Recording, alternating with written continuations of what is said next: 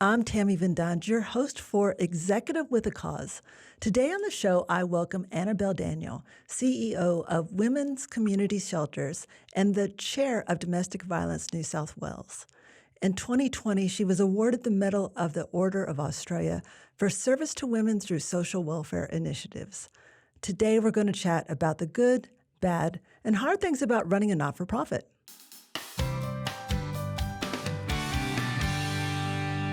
Annabelle, welcome to the show. Thank you so much for having me, Tammy. It's great to be here. Well, you first popped up on our radar on LinkedIn. I think we have a lot of mutual connections, and somebody had commented on your post. And so then I was like, oh, I want to meet Annabelle. And since that point in time when I invited you to the show, I've had a number of people say something about you in different ways. And I think Frances Crimmins was the last one. She was on the show recently. And you two, from my understanding, were both in the first cohort in the Social Impact Leadership Australia program that was recently completed. Is that right? Yes, that's right. And it was actually a wonderful opportunity to get to know other CEOs. It's really interesting. You know, leadership can be a lonely path at times. And so having a cohort of 23 other CEOs in incredibly diverse fields, but who all face really similar challenges, was a fantastic opportunity to learn together and to study together and to build connections, of which Frances has become a very dear one. So, yeah, a fantastic way to get to know people. Yeah, it sounds like it. I'm sure there's going to be a lot more people applying for it because of that. I would imagine so.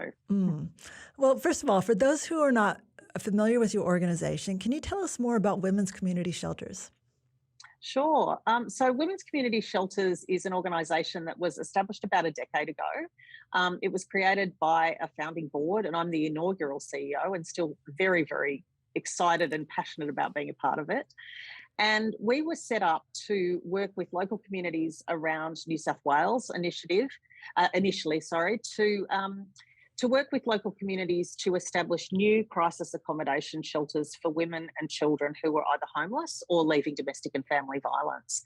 And that was off the back of some pretty horrifying evidence that more than 1 in 2 women who seek safe crisis accommodation when they're leaving domestic violence are actually turned away from the existing system. And so when we started in 2011, it was one of those issues that hadn't quite got to social prominence yet. You know, we weren't really talking about domestic and family violence as the national issue it is today. And it was sort of quietly dealt with out of sight in mostly government-funded organisations, but there was always this staggering need. And so I had joined the organisation after being a shelter manager at Elsie, which is Australia's oldest women's refuge, which was set up in the 1970s, and being personally outraged by the fact that there weren't enough safe places for women and kids. And so Women's Community Shelters' mission is to work with those local communities who've identified that need and to help them create those shelters. And so we currently have 8, almost 9 shelters around New South Wales. And we've also diversified our work into the next stage of housing. So for women and kids post-crisis, we also do high schools education programs and corporate education programs as well. And one of the most important things is that we engage the community in everything that we do, because we believe that domestic and family violence is a whole of society problem and it needs a whole of society solution. So you actually work with the organizations that are providing the homes. Is that right? No, we actually start things from scratch. So you start building? In other words, yeah. Okay. Not so much building, but the way that it works is if there are local champions within a community, we seek to connect with those people and we seek to walk alongside them through the process of finding an appropriate property. It might be at a peppercorn rent or from the private rental market. We establish the legal infrastructure of the organisation. We help it get charity status. We find the right people to be involved with it. We engage community groups in perhaps getting the kitchens ready or the bathrooms ready, being involved in the shelter setup. And then what we also do is provide funding support. So if a community fundraises $25,000, we'll match that from our philanthropic funding and say, that's our go point. We're going to work with you to create a shelter. And we also provide ongoing operational funding support. We also provide all of the things that you would need on a day-to-day basis to actually run the shelter. So if you wanted to set up the safety procedures, for example, or how you might work with the residents, or what you might do if something happens, then all of that we already know, and so we can provide that to this new organisation. And then once we've created the shelter and got it running, we join everybody together in a network. And so everybody becomes part of the WCS family, and we make sure that the boards can talk to one another and all of the members, that the shelter managers have a best practice group, and that the staff are also involved and can learn things from one another. So, if you were to sum us up, we're actually a social franchise model. We've got women's community shelters as the hub, and each shelter we set up is actually a separate little entity in its community. A very interesting model. In fact, just before we started the show, I was talking to you about a diagram that you have on your website that's a house, and that was trying to explain this model to me, and obviously I didn't get it quite right. There's this aspect of government funding helping in some ways, but there's also, as you say, champions and such like that. And then I see local donors and local networks. When you look at the whole overall issue around domestic violence and homelessness and such like that, I mean, you obviously, when the organization was set up, saw a specific need to provide that connecting point. But even though there's always these gaps and there's a lot of charities overlapping with different models, like how do you do that with the collaborative model that is so big and broad as this one and lots of stakeholders involved?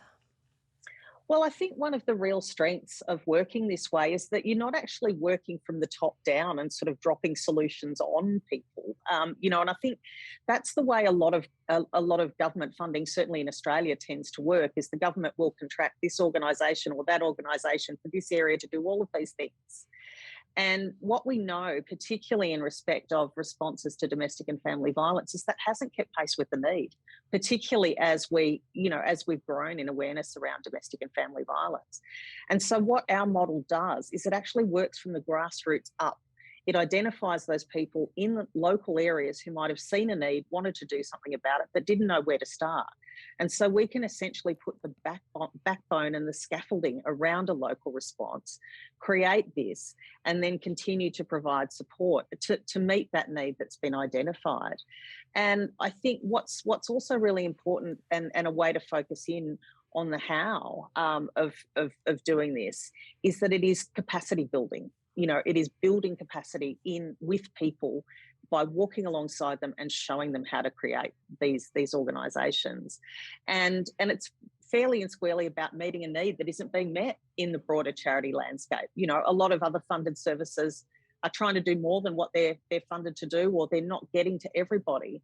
And so that, to me, justifies our reason for being. We are meeting a need that is not otherwise being met. I suppose one of the other interesting possible challenges, though, is when you're going bottom up instead. There's a lot of people that have great ideas. There's a lot of people that want to help. But when it gets hard, they often walk away from that process and say, no, I thought I was just going to help out with a few things, and now it's become this whole new charity, and I have to work with, find government funding. Do you find that you do get a lot of inquiries or people that start the process in terms of this franchise model that don't necessarily finish? Not really. We've in everywhere where we've had passionate people, I think the key has been, you can get a lot of great people around a table for any particular initiative, but unless somebody can be the backbone to drive that process and that has a critical path to make it happen, then it's very easy for things to get off track and get distracted. You really have to focus on the main thing of what you're trying to do. And so, when I'm having those early conversations with communities, or people who are interested in doing this, it's being very upfront about what we can offer, what we do, having that, like what I was talking about with the funding and the intellectual property and the network. It's being very clear about what your offer is, so that people know what they're signing up for in the beginning. And so through the process of continually meeting, through having that documented, people realise what they're committing to. And like that kind of people atrophy hasn't been a problem. I think a lot of people have wanted to do something in the domestic and family violence space, but they have no idea how to get involved with it. A lot of a lot of organisations in the traditional space with this are very closed off, very secretive, haven't really welcomed people in who haven't traditionally been a part of the sector. And what our work does is about saying, this is a whole of community issue. Your business can have a role, or your school can have a role, or your service club can have a role. And if you want to be a part of it, you know, we will walk alongside you to learn how to do it as well. And so for that reason, it's been successful, I believe. And you also mentioned earlier that you have high school and corporate, I guess, partners. I don't know if you call them partners or not. How does that work with them? Well, one of the things that's been really important, I think, we have, when we work with the local community through the process of establishing a shelter, you know, what we first thought we were doing was actually just creating these very necessary crisis beds. But what was sparked was an incredible upsurge in community curiosity about what we were doing. You know, we'd get invitations from the local Rotary group who might say, "Oh, can you come and talk to us about what you're doing?" Or, you know, the local aged care who said, "Come and give a talk," you know, and then they do a whip round and they donate $5 or, you know, or whatever. They were schools, preschools, so many groups were just curious about what we were doing. And so it actually becomes a whole of community education piece where you're moving the needle on people's understanding about these issues. And so the schools program came out of one of our local board members at our Hills shelter going to talk to a high school about what we were doing in establishing this shelter. And it was a group of year 10 boys, you know, so 16-year-old boys at an all-boys high school. And they were so moved by what we were doing, they spontaneously decided to fundraise and to go and make welcome packs for the women and kids who are coming to this shelter. Wow. And they did all of that, and they made these beautiful welcome packs which now sit on the beds. They've got tea and chocolates and all sorts of nice things in them. And they all wrote on these little cards that said, "This is from the boys at Oak Hill College. We hope you feel safe here and we've got your back." And when you have, you know, teenage boys feeling empowered to do something positive to help people who are experiencing domestic and family violence in their community, I think that's, for me, the barometer of the change that we want to see in community to help resolve things.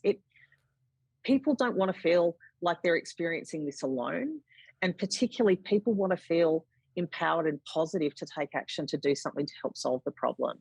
And so, you know, that's evolved now into our Walk the Talk Schools program, where every school that is a part of it is partnered with a local shelter to undertake a project where they do something positive just like that. And that has been growing and incredible. We now have 20 schools this year and over 3,000 students who are taking part.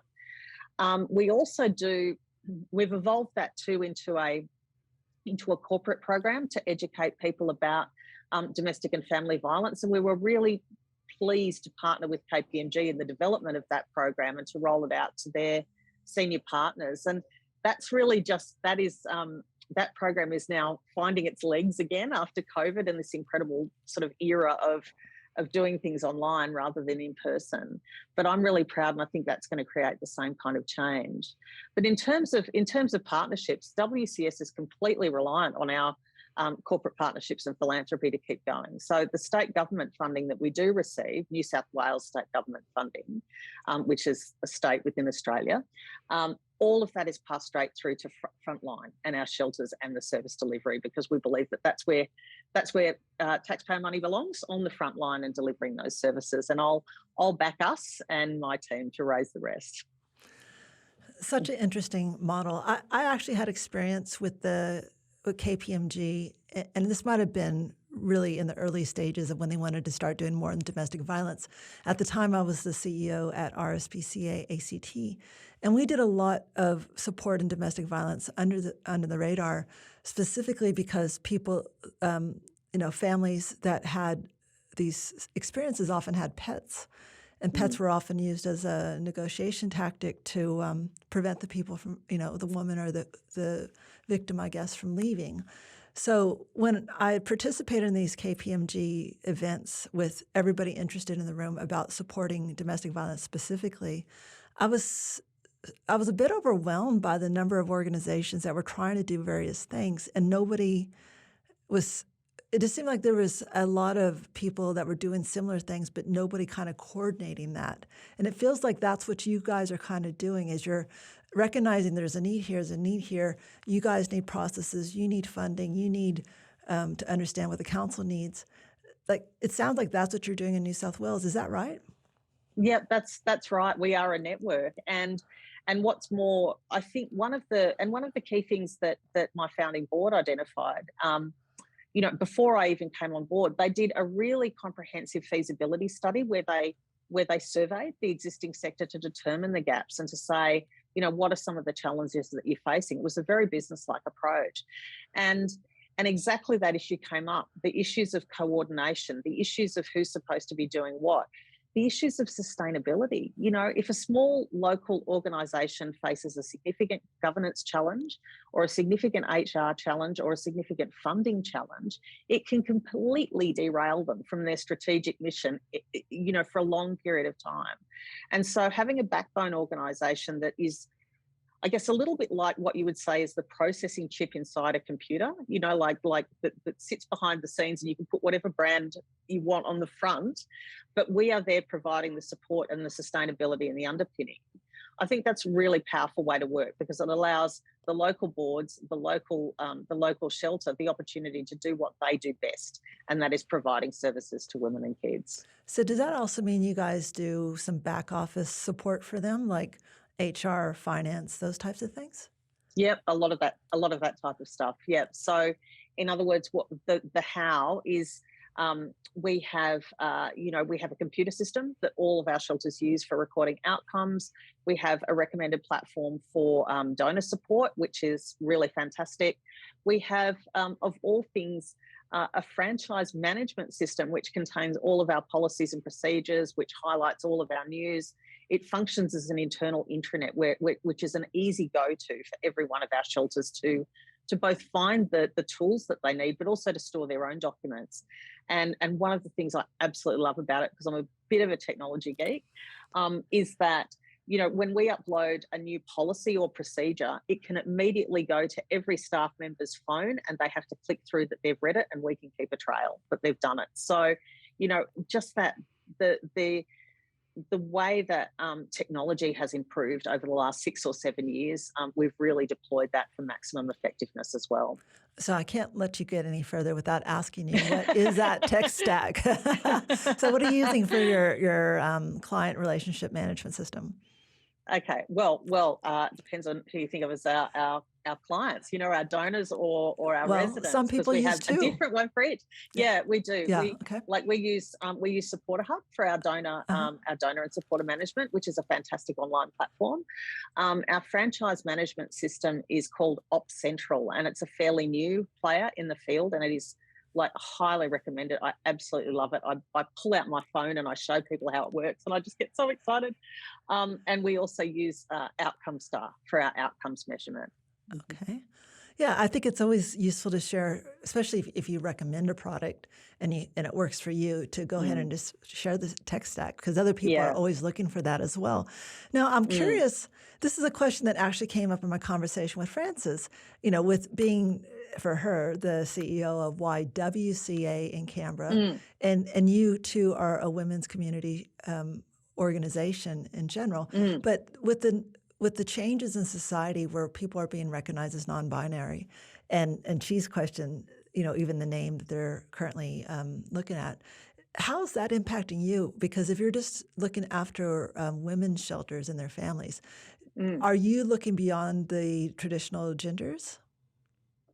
Yeah, look, we do as a matter of course. And I think the thing is that the idea that concept is even new somewhat surprises me, because when women's shelters were first started in the 1970s, it was white women working alongside Black women and women of colour and trans women and lesbian women and gender diverse people. It's not a new concept for us in this space.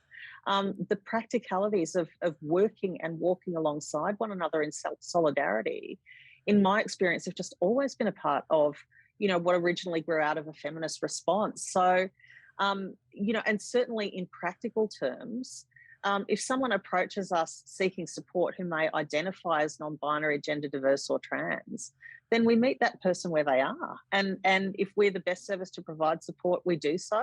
And if we're not the best service to provide support, then we would refer to another service that can. And that applies for anybody that we deal with. So for me, that's just, that has always been a part of our DNA and heritage, and just a way that I've always worked. And certainly that we have in our organisation.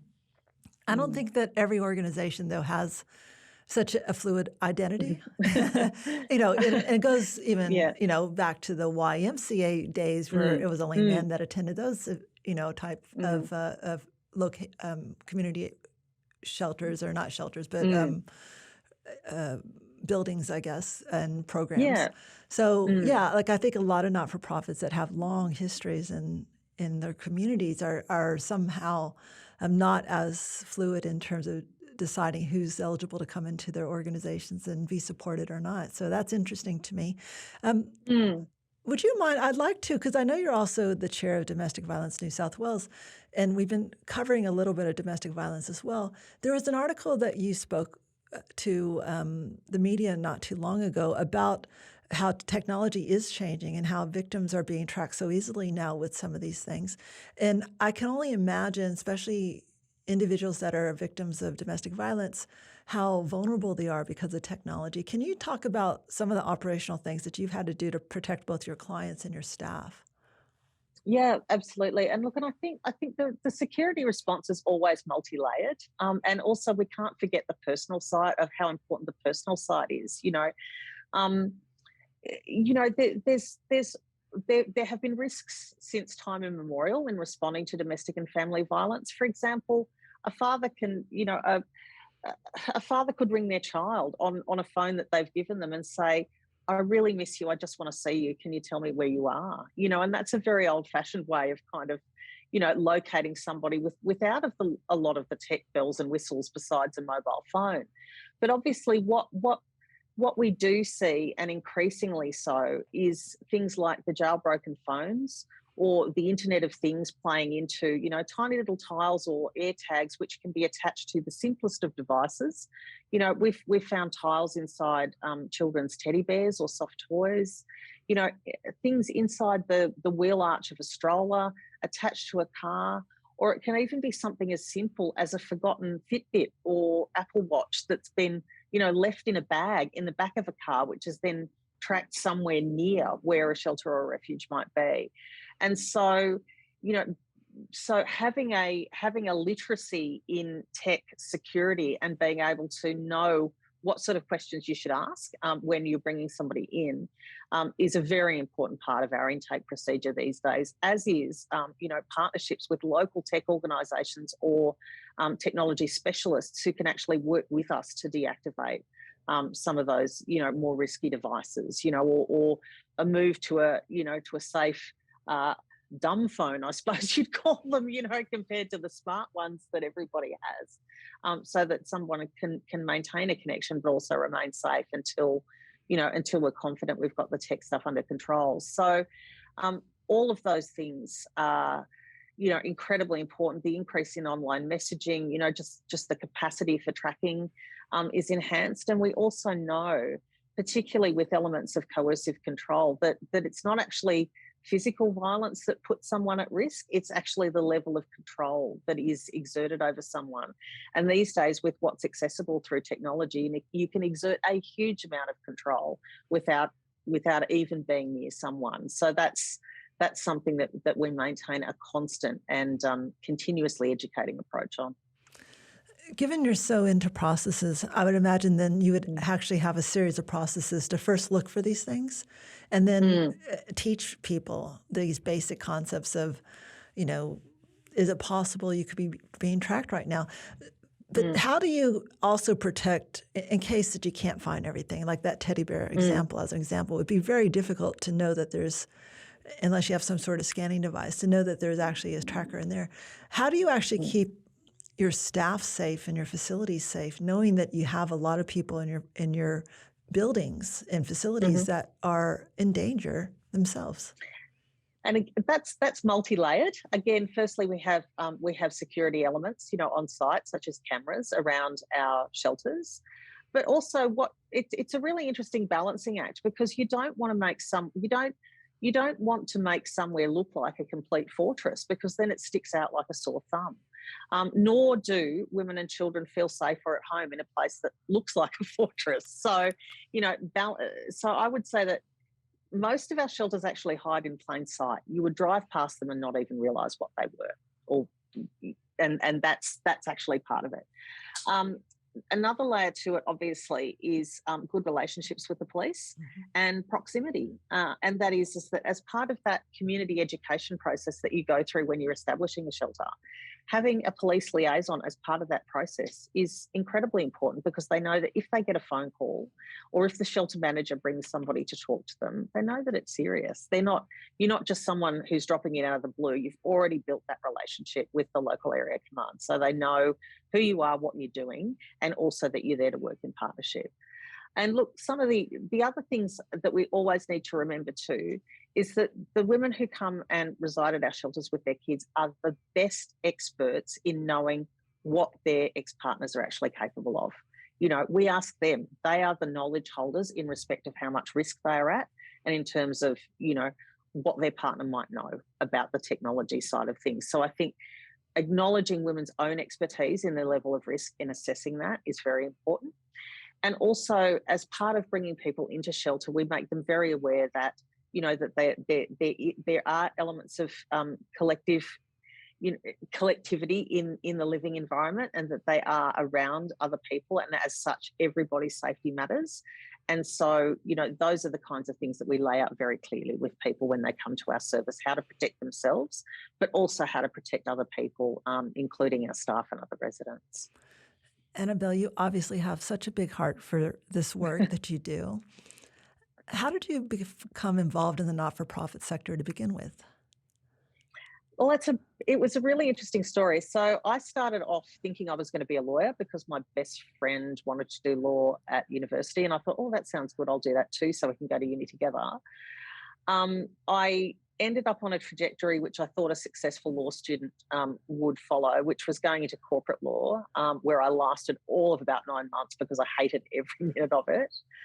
And I had always studied at uni more of the social justice aspects of law in any case. So it took me a couple of years to find my feet, and I eventually worked for federal government in a range of different roles, where I was dealing with child and family issues and some peripheral things around domestic and family violence. And it was when I'd been at the Commonwealth Ombudsman for a few years, when I was approached by a friend who I'd previously worked with in the public service, who was actually the manager of a women's refuge up in the Blue Mountains. And she said to me, Annabelle, you should come and do this work. There's a vacancy. I think it would really resonate with you. And so that was my opportunity to take some leave from the federal public service and to go and manage Elsie Women's Refuge. And it completely changed my life that year, because it felt like all of the issues that I had an intellectual handling on, in terms of systemic disadvantage, abuse, the carer penalty, lack of superannuation for women, every gendered and systemic issue that women face was suddenly right there in front of me, because my office, is in the refuge, in the shelter. And so you are confronted by the women and kids who are living there every day, and the issues are there, and you cannot run away from them.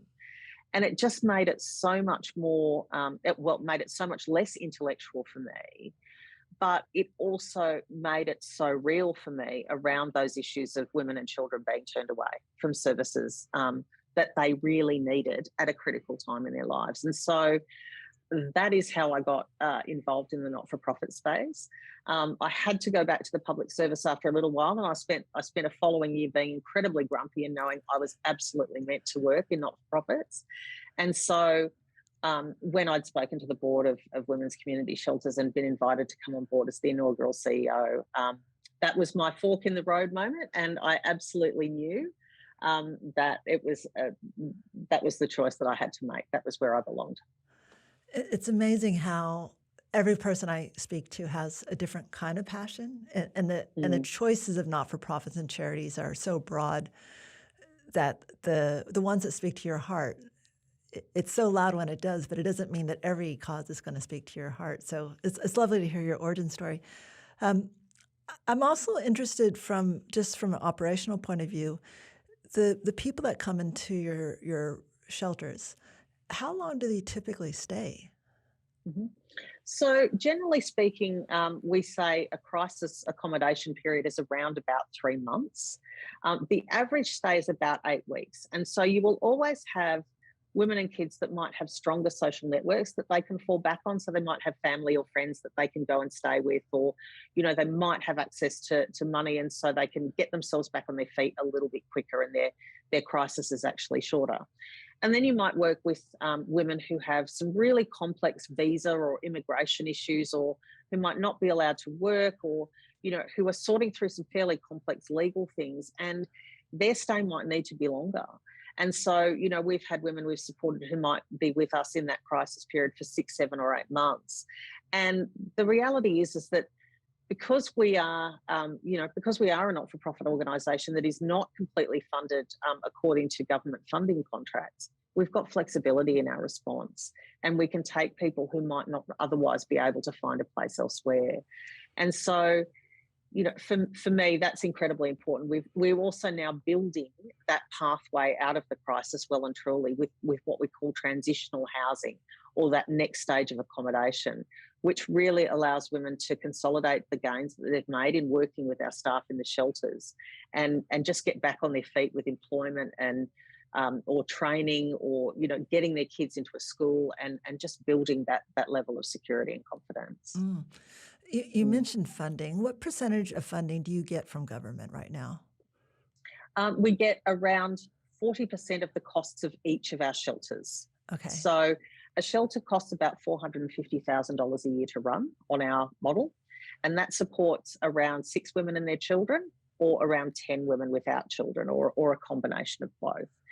Any bigger than that, and it starts to feel a bit institutional. You want the shelter to feel like a home where people are welcome, and you also want to provide people with the intensity of the casework that they need. So state government funding underpins about 40% of the costs of each of our 8 shelters. And the rest is all philanthropic or corporate? Yeah, philanthropic, corporate, and community fundraising. So each local community, when we're establishing a shelter, makes a commitment to finding a third of the funding in the first couple of years, and 50% of the funding in years after that. Mm. And for that 50%, how do they make it sustainable for the future? Well, they work pretty hard. Our shelter boards are astonishing at tapping into their local communities for support. They will run gala initiatives. They will do raffles. They will volunteer at, for example, a cycle classic where the local organisers might donate a portion of the funds to a shelter.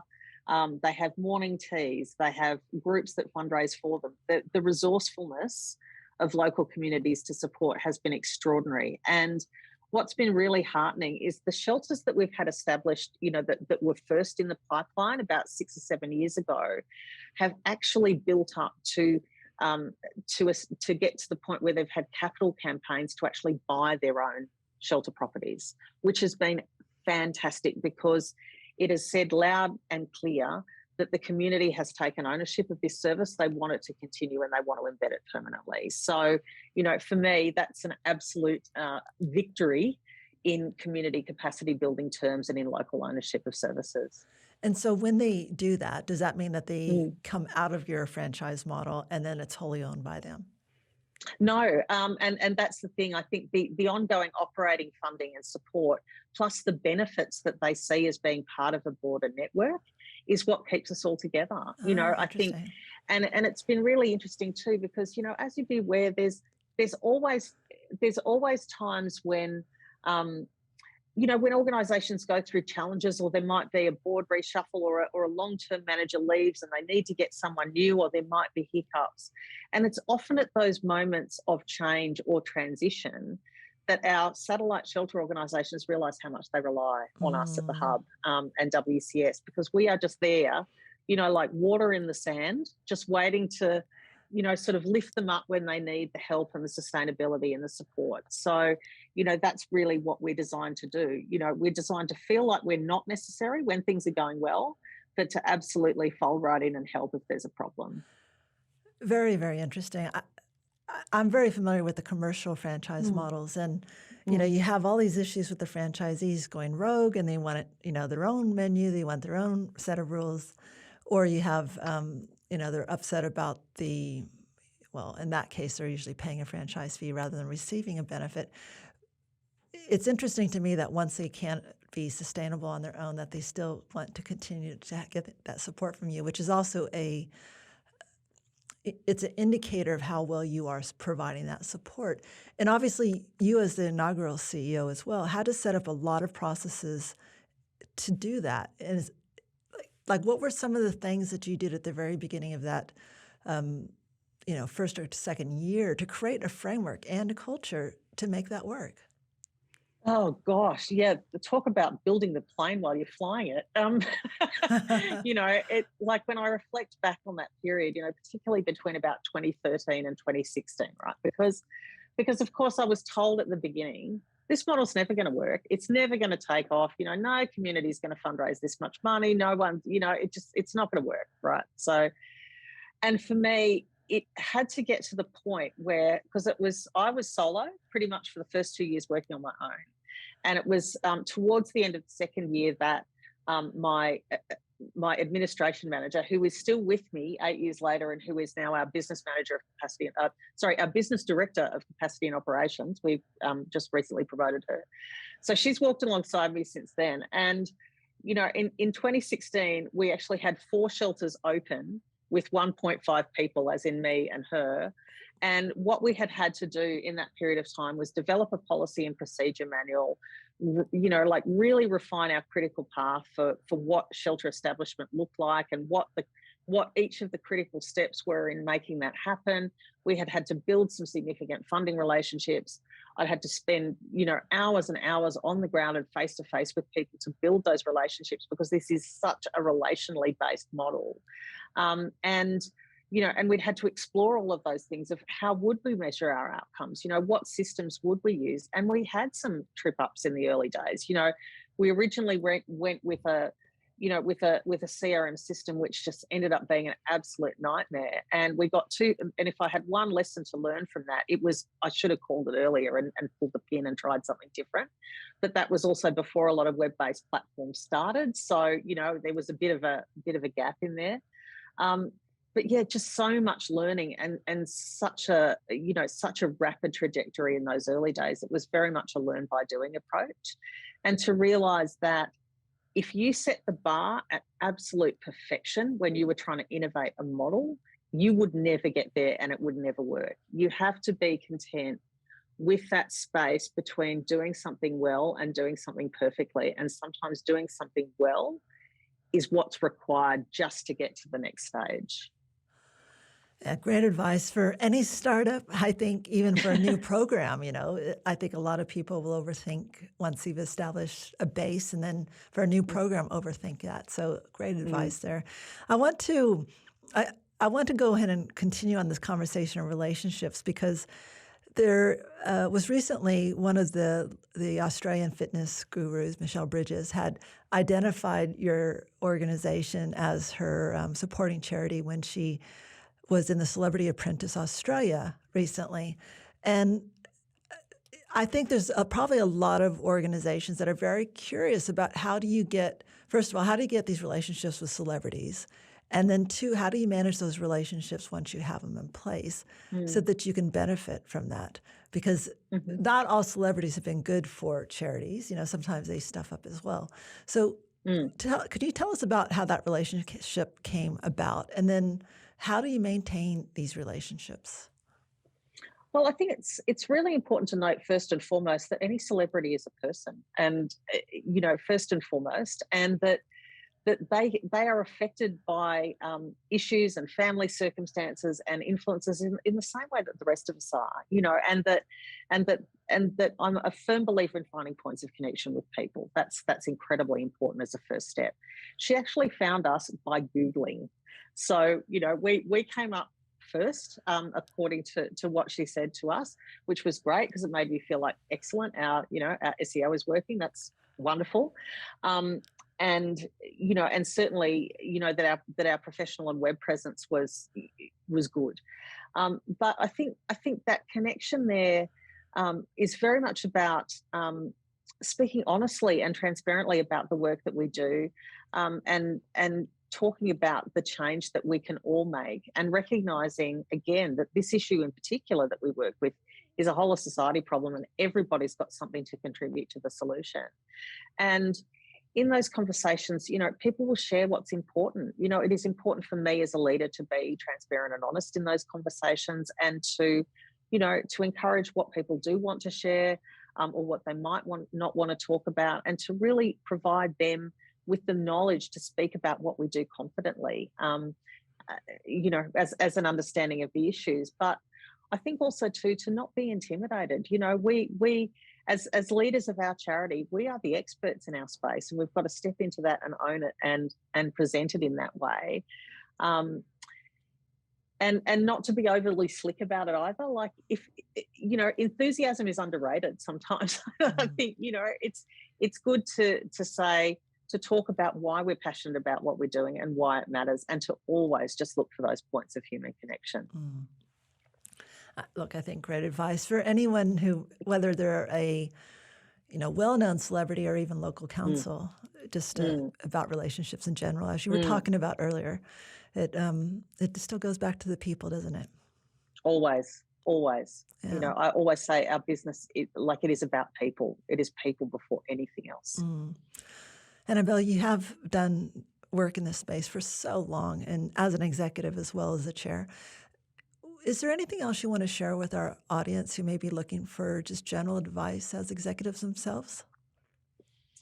I would just talk about, I think for me, it has been such a learning experience over the course of my career. And I think one of the things I would just say is it's okay not to be perfect. None of us are. And that really owning your own vulnerabilities, getting to know yourself, becoming more and more self-aware, and having someone who can tell you what's on the back of your t-shirt from time to time is really important. Having a group of trusted advisors or people who will check you, or who won't be afraid to give you honest feedback, because the minute you're in a situation where all you are surrounded by is yes people, you will lose perspective, absolutely guaranteed. And you don't want that. You want to employ people who are smarter than you, or who know more than you in a particular area. You want people who can, robustly challenge your points of view and have a good argument with you whilst maintaining respect. All of those people I'm lucky enough to have in my organisation, and I want to continue to surround myself with people who challenge me, and to not be afraid of that, because that's how we all get better and how we sharpen ourselves. So, yeah, just some reflections from where I'm at right now. Oh, no, but brilliant advice. Really useful nuggets of wisdom there. I think we could all reflect a little bit more about not trying to be so perfect. So thank you for sharing that. If individuals or even organizations want to know more about the various organizations you're involved in, specifically the women's community shelters, where should we send them? Okay, well, in the first instance, and this is where I can get really slick, www.womenscommunityshelters.org.au is our webpage, and we've got a number of ways that people can get involved there. I always love to talk about time, treasure, or talent. So if you have a contribution to make in terms of volunteer time, there are plenty of ways to get involved, and we can channel people that way. Obviously, as I mentioned, we're fully funded by our generous supporters, donors, and philanthropists. So we welcome donations. And if you have a particular talent or skill that might be useful in one of our shelters, and that can be anything from art therapy or yoga classes, or doing a particular themed cooking night, there are a million ways for people to get involved at that local level. So I would say definitely reach out and we can channel you appropriately in that way. And like I say, it's my mission to open up what we do to destigmatise domestic and family violence and women's homelessness, and to welcome people into our network who may never have been part of the traditional sector, but who can certainly be part of the solution. We'll make sure to put that in the show notes. If people want to connect with you directly, do we send them to LinkedIn, or Absolutely. What's the best way? Yep. No, please look me up on LinkedIn, Annabelle Daniel. And I love connecting with people and finding those potential points of collaboration. Annabelle, thank you so much for sharing all your wisdom and lessons learned from the many things that you've done in this space. There's been a lot of nuggets in this episode I'm sure people will find very valuable. So thank you for sharing that. And also the interesting business model that you guys have to provide that layer of collaboration, I guess, and resources for these organizations so that they can just stand up so quickly. And it's very scalable. I think if you look outside of women's shelters and domestic violence in general, it could be reapplied in other ways. So very interesting business model, in my opinion. But thank you for the work that you and your team do to support these individuals and families that need help and making our communities a better place. Thanks very much. It's been a really fun discussion. I appreciate it.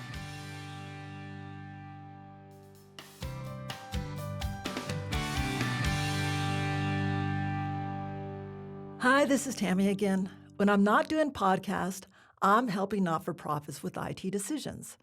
The question for this week's IT in Plain English segment is, what is SEO?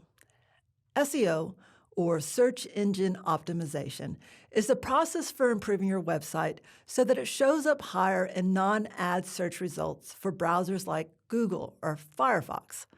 The search engine companies set the algorithms for what they like to see, and then to pick the websites they liked the best at the top of the page.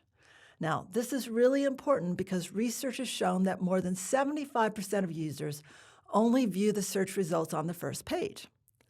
Since search engines are constantly changing the algorithms, constant good rankings require continuous improvement to your website. Of course, you could always pay to get to the top of the search engine, but only if the return on investment makes sense. Fortunately, if you are a charity, you may be eligible for up to $10,000 in free Google ads each month. Just Google it for more information. So there you have it in plain English. If you have an IT question you want answered, feel free to connect with me on LinkedIn and send me a message. I just might answer it on the show.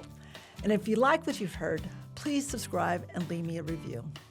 To all of you executives with a cause, the world is definitely a better place because of what you do. Thank you for what you and your teams do every day.